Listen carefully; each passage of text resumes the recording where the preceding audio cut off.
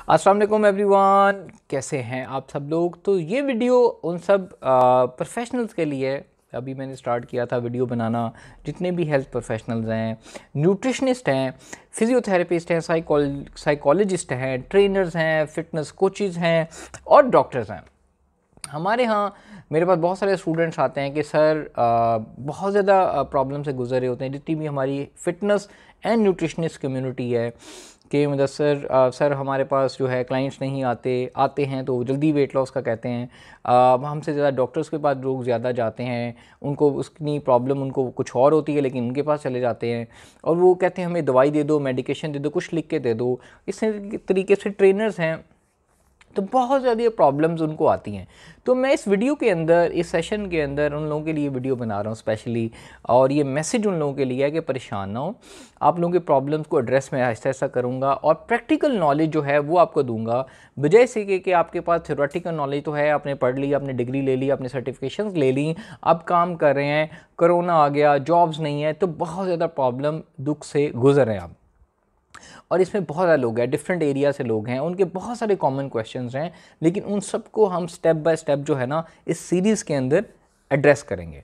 और आप अपने क्वेश्चंस कमेंट्स के अंदर या इनबॉक्स के अंदर मुझे भेजते रहिएगा, मैं उनको एड्रेस करूँगा। आज का जो स्पेशल वीडियो है उसमें हम डिफरेंस जो है एक एनालिसिस करेंगे कि एक ट्रेनर जो होता है फिटनेस इंडस्ट्री के अंदर वो इतने ज़्यादा क्यों चार्ज कर रहा है। सर न्यूट्रिशनिस्ट के पास लोग आके 1000 रुपीज़ 2500 ये देते हुए भी उनको कहते हैं यार आप तो फ्री बताते हैं, आपके पास तो नॉलेज है। Same goes with the doctor.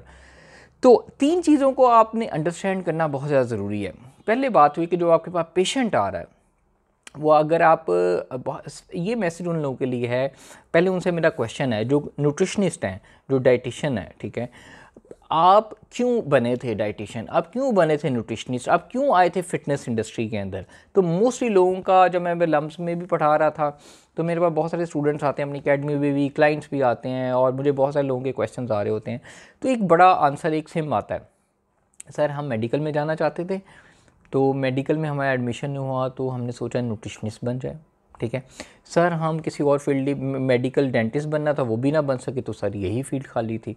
तो सर ये नहीं हो सका क्योंकि घर वालों का ख्वाब था कि हमारी बच्ची या बेटा डॉक्टर बने, तो हमारा उससे दाखिला नहीं हो सका। मैनी रीज़न्स, ग्रेड नहीं थे, इतने मार्क्स नहीं थे, प्राइवेटली हम अफोर्ड नहीं कर सकते, तो ये कंपैरेटिवली एक लेस डिग्री हमें मिली जिसमें हमने दाखिला ले लिया।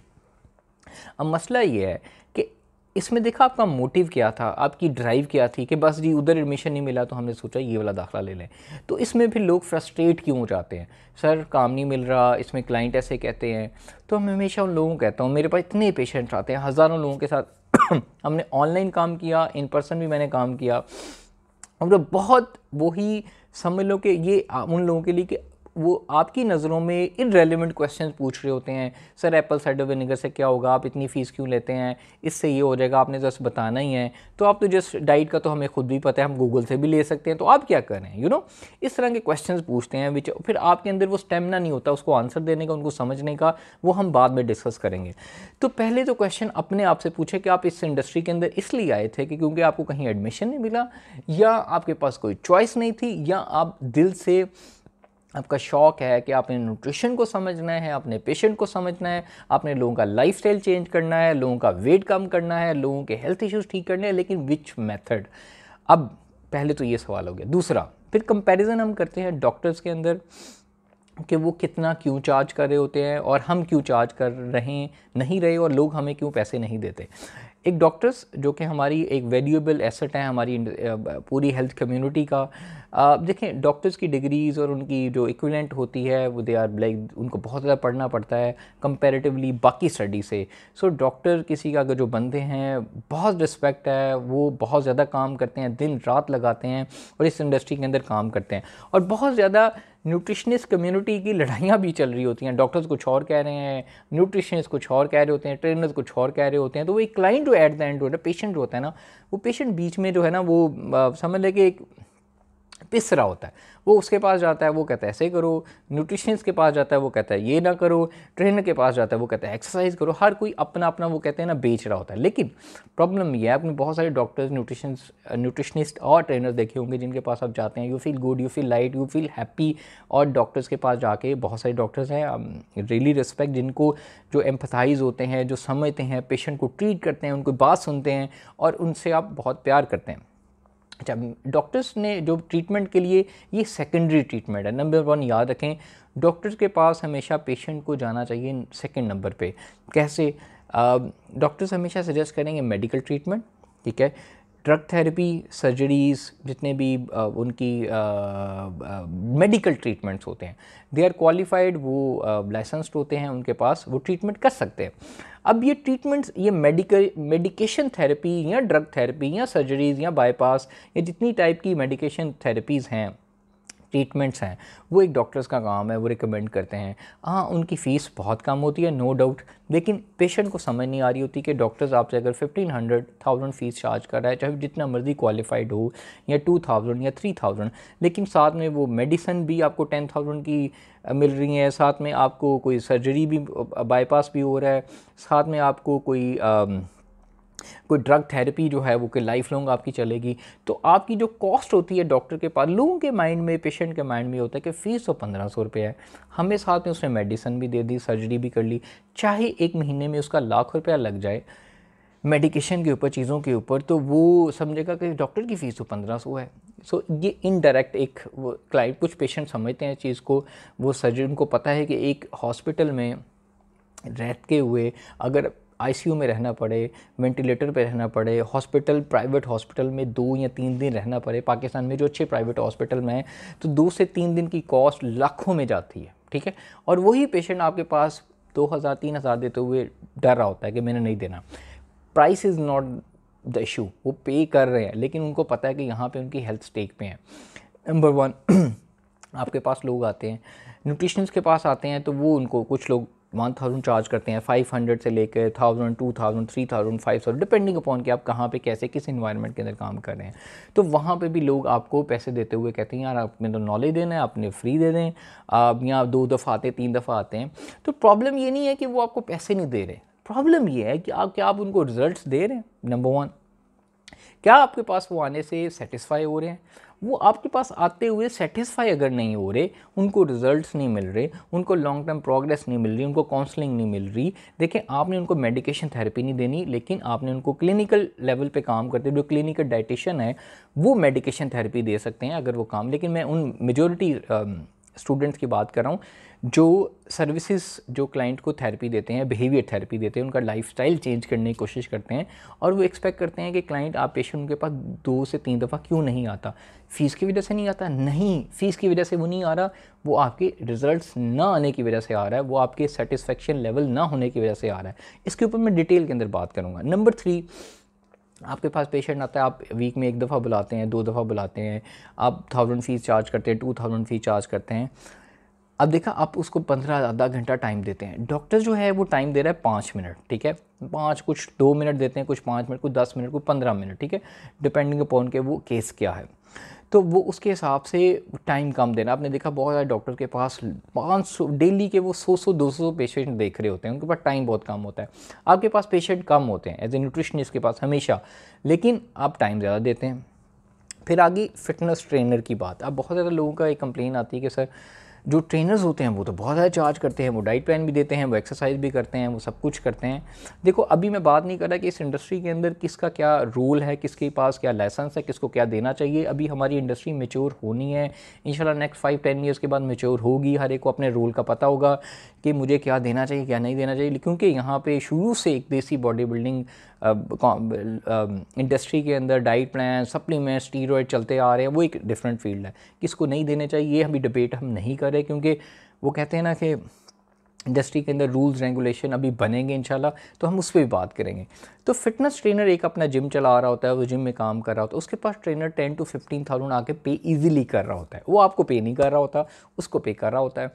तो एक नॉर्मल अच्छे जिम की फ़ीस जो है 5000 से लेकर 10,000 से 15,000 जाती है, और उसके अंदर एक पर्सनल ट्रेनिंग के अलग चार्जेस होते हैं।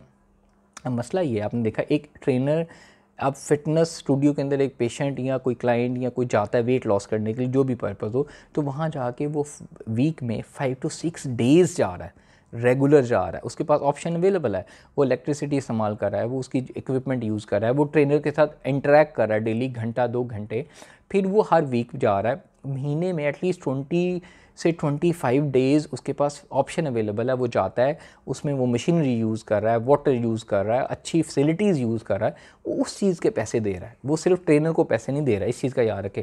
फिर नंबर ऑफ़ अट्रैक्शन देखें, इंटरेक्शन उसके जो उसका मिलना है उसके साथ स्टूडियो वाले के ट्रेनर के साथ वो बहुत ज़्यादा है, ठीक है। आप एक दफ़ा महीने में आप 2 दफ़ा मिलते हैं, 3 दफ़ा मिलते हैं या 1 दफ़ा मिलते हैं, लेकिन वो डेली मिल रहा है, तो उसकी नंबर ऑफ़ जो चार्जेस हैं वो नेचुरली तौर पे बढ़ जाते हैं। उसकी कॉस्ट है, स्टूडियो का सेटअप है, आपने वो सारा एक देखना है। तो ये 3 चीज़ों का एनालिसिस हो गया।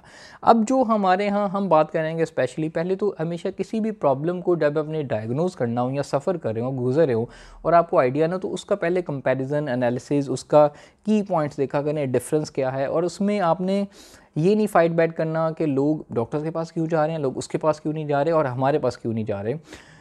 आप ना अपने पेशेंट को रेफरल जो है ना सिस्टम भी बनाएं। आप पेशेंट को डॉक्टर के पास भी रिकमेंड करें, आप पेशेंट को डॉक्टर ट्रेनर के पास भी रिकमेंड करें, अगर आप एक्सरसाइज एक्सपर्ट नहीं है तो।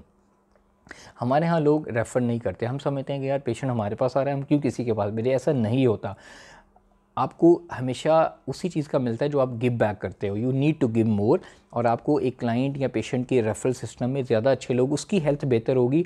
आपने हमेशा फोकस करना है पेशेंट की हेल्थ के ऊपर, अपनी पॉकेट, अपनी हेल्थ, अपनी माइंडसेट और अपने बिजनेस के ऊपर ज़्यादा फोकस नहीं करना, वो एक साइड चलता रहता है, लेकिन मेन फोकस हो पेशेंट की हेल्थ, उसका आउटकम, उसका रिज़ल्ट। तो आई होप कि आज के वीडियो में जो पहला हमारा वीडियो सेशन है उसके अंदर एक एनालिसिस आपको मिल गया। दूसरा, एक आपने अपने आप से क्वेश्चन करना है कि अगर आप इस फील्ड के अंदर दिल से नहीं आए तो आप इस फील्ड को एंजॉय भी नहीं करोगे।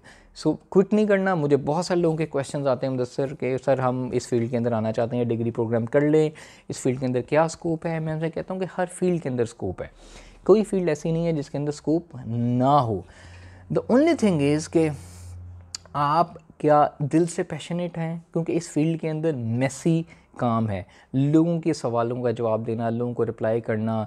नॉर्मल लोगों के पास नॉलेज नहीं होता, अवेयरनेस नहीं होती डाइट न्यूट्रिशन के बारे में, वो समझते हैं कि उनको पता है लेकिन पता नहीं होता। लेट्स वो अब इसको भी हम नेक्स्ट टॉपिक के अंदर डिस्कस करेंगे कि हमें बहुत ज़्यादा पता है तो फिर आपके पास क्यों आ रहे हैं। Even they know everything, but what ever they know that does not mean कि वो सही भी हो। ज़रूरी नहीं पता कि वो समझ रहे हैं, वो जानते हैं, उनको पता है गूगल यूट्यूब पे लोगों से, वो ठीक हो या नहीं, ये एक अलग टॉपिक है। तो इस तरह के लोग आपके पास आएंगे। एज ए साइकोलॉजिस्ट आप काम करें, आपको पेशेंट नहीं मिल रहे, सेटिस्फेक्शन नहीं है, एज ए फिजियोथेरेपिस्ट काम करें, तो आपने सर्विस इंडस्ट्री के अंदर अगर लोगों की साइकोलॉजी का पता होना बहुत ज़्यादा ज़रूरी है, जहाँ लोगों की physiology, anatomy, brain analysis, psychology अगर आपको नहीं पता होगी और एम्पैथी नहीं होगा, प्यार नहीं होगा, कंपैशन नहीं होगा, सेल्फ एनालिसिस नहीं होगा, अपने आप का आपको पता नहीं होगा, तो आप इस इंडस्ट्री के अंदर फ्रस्ट्रेट रहेंगे, इस इंडस्ट्री के अंदर आगे नहीं बढ़ेंगे, इस इंडस्ट्री के अंदर जो है ना आप सेटिस्फाई नहीं होंगे। तो ये बहुत सारी चीज़ें हैं जो कि मैं एड्रेस करना चाहता हूँ, और आई होप कि नेक्स्ट वीडियो में मैं आपके क्वेश्चन का आंसर भी दूंगा। इस वीडियो को लाइक करना नहीं भूलिएगा। अपने क्वेश्चन जो हैं जितने भी हेल्थ प्रोफेशनल है कमेंट्स के अंदर देते रहें। दुआ में याद रखिएगा, दुआओं में याद रखिएगा और अपनी सेहत का ख्याल रखिएगा। टेक केयर, अल्लाह हाफिज़।